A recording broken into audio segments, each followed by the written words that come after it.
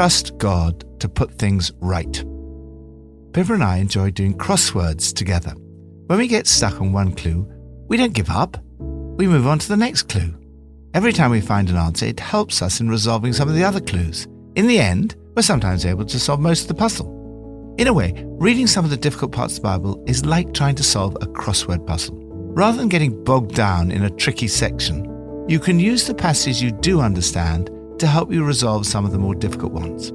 Often, I find it hard not only to understand some of the difficult passages in the Bible, but also to understand why certain things are happening in our world. There seems to be so much injustice, and there are no easy answers. I love the second great rhetorical question from yesterday's passage. Will not the judge of all the earth do right? One thing you can be sure about is that on the last day, when all is revealed, you will see God's perfect judgment, and everyone will say, that is absolutely right. Each of today's passages tells us something about the fact that in the end, God will put things right. From Psalm 7. Lord, my God, I take refuge in you. Save and deliver me from all who pursue me, or they will tear me apart like a lion and rip me to pieces with no one to rescue me. Lord, my God, if I have done this, and there is guilt on my hands, if I have repaid my ally with evil, or without cause have robbed my foe, then let my enemy pursue and overtake me. Let him trample my life to the ground and make me sleep in the dust. Arise, Lord, in your anger. Rise up against the rage of my enemies. Awake, my God, decree justice. Let the assembled peoples gather around you while you sit enthroned over them on high. Let the Lord judge the peoples. Vindicate me, Lord, according to my righteousness, according to my integrity, O Most High. Bring to an end the violence of the wicked and make the righteous secure. You, the righteous God who probes minds and hearts. Trust that there will be a just judgment. Some people might think that belief in a God who judges would lead to more violence in the world today. In fact, it's the opposite. When people stop believing in God's just judgment, they may be tempted to take it into their own hands and seek revenge against their enemies. David trusted that there will be a judgment, that God will be the judge, and he will judge justly. My accusers have packed the courtroom. It's judgment time. Take your place on the bench. Reach for your gavel. Throw out the false charges against me. I'm ready, confident in your verdict. In other words, David trusted that God would deal with his enemies. If you believe in a God who is going to execute judgment with perfect justice, then you can leave it in his hands and do what Jesus told you to do. Love your enemies. In fact, as Miroslav Volf put it, the practice of non-violence requires a belief in divine vengeance. So many of the world's problems today would be solved if people believed in the fact that there is a God who judges justly and that we can trust him to put things right in the end. Lord, I take refuge in you. Thank you that as I can be confident in your perfect judgment, I need never seek revenge, but rather love my enemies and pray for those who persecute me. New Testament, from Matthew 7 and 8. Therefore, everyone who hears these words of mine and puts them into practice is like a wise man who built his house on the rock. The rain came down, the streams rose, and the winds blew and beat against that house, yet it did not fall, because it had its foundation on the rock. But everyone who hears these words of mine and does not put them into practice is like a foolish man who built his house on sand. The rain came down, the streams rose, and the wind blew and beat against that house, and it fell with a great crash. When Jesus had finished saying these things, the crowds were amazed at his teaching, because he taught as one who had authority, not as their teachers of the law. Matthew chapter 8. When Jesus came down from the mountainside, large crowds followed him. A man with leprosy came and knelt before him and said, "Lord, if you are willing, you could make me clean." Jesus reached out his hand and touched the man. "I am willing," he said. "Be clean." Immediately he was cleansed of his leprosy. Then Jesus said to him, "See that you don't tell anyone, but go, show yourself to the priest and offer the gift Moses commanded as a testimony to them." When Jesus had entered Capernaum, a centurion came to him asking for help. "Lord," he said, "my servant lies at home paralyzed, suffering terribly." Jesus said to him, "Shall I come and heal him?" The centurion replied, "Lord, I do not deserve to have you come under my roof, but just say the word and my servant will be healed. For I myself am a man under authority with soldiers under me. I tell this one, 'Go,' and he goes, and that one, 'Come,' and he comes. I say to my servant, 'Do this,' and he does it." When Jesus heard this, he was amazed, and said to those following him, "Truly I tell you, I have not found anyone in Israel with such great faith. I say to you that many will come from the east and the west, and will take their places at the feast with Abraham, Isaac, and Jacob in the kingdom of heaven. But the subjects of the kingdom will be thrown outside into the darkness, where there will be weeping and gnashing of teeth." Then Jesus said to the centurion, "Go, let it be done just as you believed it would." And his servant was healed at that moment. When Jesus came into Peter's house, he saw Peter's mother-in-law lying in bed with a fever. He touched her hand, and the fever left her, and she got up and began to wait on him. When evening came, many who were demon-possessed were brought to him, and he drove out the spirits with the word, and healed all who were ill. This was to fulfill what was spoken through the prophet Isaiah. He took up our infirmities and bore our diseases. When Jesus saw the crowd around him, he gave orders to cross to the other side of the lake. Then a teacher of the law came to him and said, "Teacher, I will follow you wherever you go." Jesus replied, "Foxes have dens and birds have nests, but the Son of Man has nowhere to lay his head." Another disciple said to him, "Lord, first let me go and bury my father." But Jesus told him, "Follow me, and let the dead bury their own dead." Trust in Jesus, to whom God has entrusted all judgment. Jesus knew all about building houses. He was a craftsman by trade and had worked as a carpenter. The illustration he uses is down to earth and practical. Two men who each decide to build a house. No doubt they intended to live in and enjoy them, perhaps with their families. Both were building something of long-lasting significance. Our lives are like these houses, yet their significance is for all eternity. The most important feature of any house is its foundations. These houses differed little in appearance, but only one had its foundation on the rock. Similarly, two lives can look alike, but the difference in the foundations is evident when, inevitably, the storms of life come. You will face challenges in life. They will come in many forms: misunderstandings, disappointments, unfulfilled longings, doubts, trials, temptations, setbacks, and satanic attacks. Success too can be a test.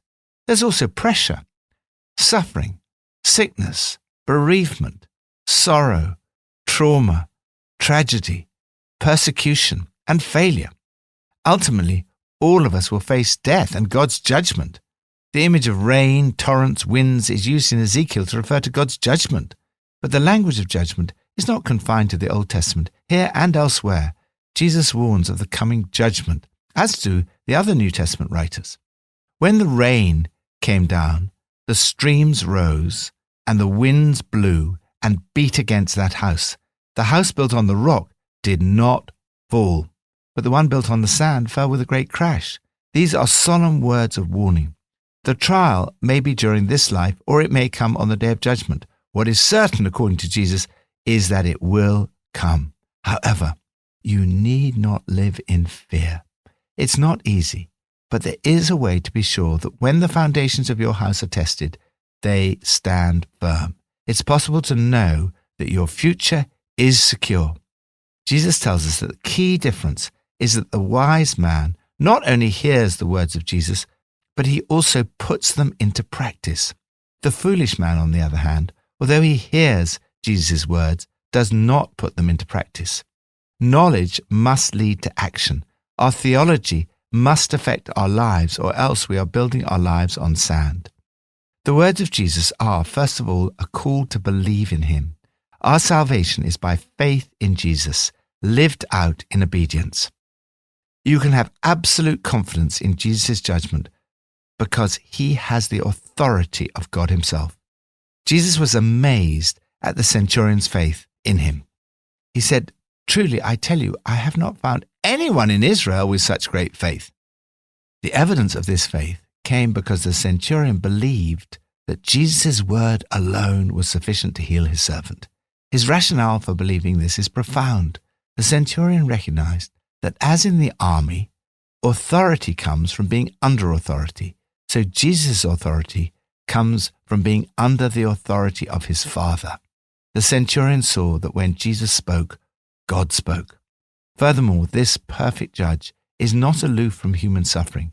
We know Jesus experienced injustice, imprisonment, torture, and crucifixion.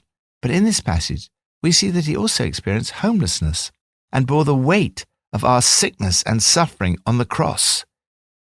There is little in human suffering that Jesus himself did not experience. Father, thank you that not only is Jesus able to sympathize with my weaknesses, but he also died for my sins, bearing the judgment for me, so that I need not be afraid. Old Testament from Genesis 19 and 20. The two angels arrived at Sodom in the evening, and Lot was sitting in the gateway of the city. When he saw them, he got up to meet them and bowed down with his face to the ground. "My lords," he said, "please turn aside to your servant's house. You can wash your feet and spend the night and then go on your way early in the morning." "No," they answered, "we will spend the night in the square." But he insisted so strongly that they did go with him and entered his house. He prepared a meal for them, baking bread without yeast, and they ate. Before they had gone to bed, all the men from every part of the city of Sodom, both young and old, surrounded the house. They called to Lot, "Where are the men who came to you tonight? Bring them out to us, so that we can have sex with them." Lot went outside to meet them and shut the door behind him and said, "No, my friends, don't do this wicked thing. Look, I have 2 daughters who have never slept with a man. Let me bring them out to you, and you can do what you like with them, but don't do anything to these men, for they have come under the protection of my roof." "Get out of our way," they replied. "This fellow came here as a foreigner, and now he wants to play the judge. We'll treat you worse than them." They kept bringing pressure on Lot and moved forward to break down the door. But the men inside reached out and pulled Lot back into the house and shut the door.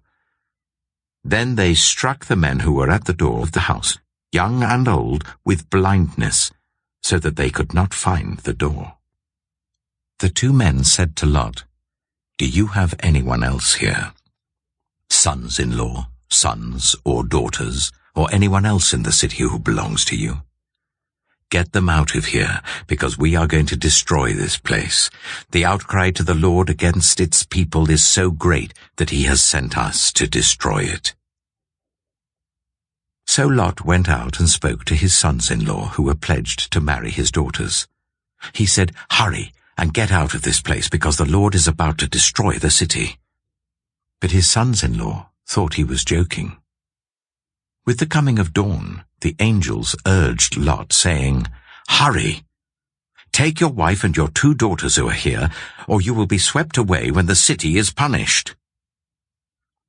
When he hesitated, the men grasped his hand and the hands of his wife and of his 2 daughters and led them safely out of the city, for the Lord was merciful to them. As soon as they had brought them out, one of them said, "Flee for your lives. Don't look back. And don't stop anywhere in the plain. Flee to the mountains, or you will be swept away." But Lot said to them, "No, my lords, please. Your servant has found favor in your eyes, and you have shown great kindness to me in sparing my life, but I can't flee to the mountains. This disaster will overtake me, and I'll die. Look, here is a town near enough to run to, and it is small. Let me flee to it. It is very small, isn't it? Then my life will be spared." He said to him, "Very well. I will grant this request too. I will not overthrow the town you speak of, but flee there quickly, because I cannot do anything until you reach it." That is why the town was called Zoar. By the time Lot reached Zoar, the sun had risen over the land. Then the Lord rained down burning sulfur on Sodom and Gomorrah, from the Lord out of the heavens. Thus he overthrew those cities and the entire plain, destroying all those living in the cities and also the vegetation in the land. But Lot's wife looked back, and she became a pillar of salt. Early the next morning, Abraham got up and returned to the place where he had stood before the Lord.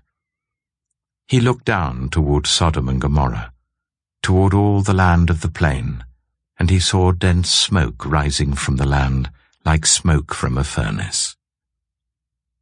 So when God destroyed the cities of the plain, he remembered Abraham, and he brought Lot out of the catastrophe that overthrew the cities where Lot had lived. Lot and his 2 daughters left Zoar and settled in the mountains, for he was afraid to stay in Zoar. He and his 2 daughters lived in a cave. One day, the older daughter said to the younger, "Our father is old, and there is no man around here to give us children, as is the custom all over the earth. Let's get our father to drink wine, and then sleep with him and preserve our family line through our father." That night, they got their father to drink wine, and the older daughter went in and slept with him. He was not aware of it when she laid down or when she got up. The next day, the older daughter said to the younger, "Last night I slept with my father. Let's get him to drink wine again tonight, and you go in and sleep with him, so we can preserve our family line through our father." So they got their father to drink wine that night also, and the younger daughter went in and slept with him. Again, he was not aware of it when she laid down or when she got up. So both of Lot's daughters became pregnant by their father. The older daughter had a son, and she named him Moab. He is the father of the Moabites of today. The younger daughter also had a son, and she named him Ben-Ami. He is the father of the Ammonites of today. Genesis chapter 20. Now Abraham moved on from there into the region of the Negev and lived between Kadesh and Shur. For a while he stayed in Gerar, and there Abraham said of his wife Sarah, "She is my sister." Then Abimelech, king of Gerar, sent for Sarah and took her. But God came to Abimelech in a dream one night and said to him, "You are as good as dead because of the woman you have taken. She is a married woman." Now Abimelech had not gone near her, so he said, "Lord, will you destroy an innocent nation? Did he not say to me, 'She is my sister'? And didn't she also say, 'He is my brother'? I've done this with a clear conscience and clean hands." Then God said to him in the dream, "Yes, I know you did this with a clear conscience, and so I have kept you from sinning against me. That is why I did not let you touch her. Now return the man's wife, for he is a prophet, and he will pray for you, and you will live. But if you do not return her, you may be sure that you and all who belong to you will die." Early the next morning, Abimelech summoned all his officials, and when he told them all that had happened, they were very much afraid. Then Abimelech called Abraham in and said, "What have you done to us? How have I wronged you that you have brought such guilt upon me and my kingdom? You have done things to me that should never be done." And Abimelech asked Abraham, "What was your reason for doing this?" Abraham replied, "I said to myself, 'There is surely no fear of God in this place, and they will kill me because of my wife.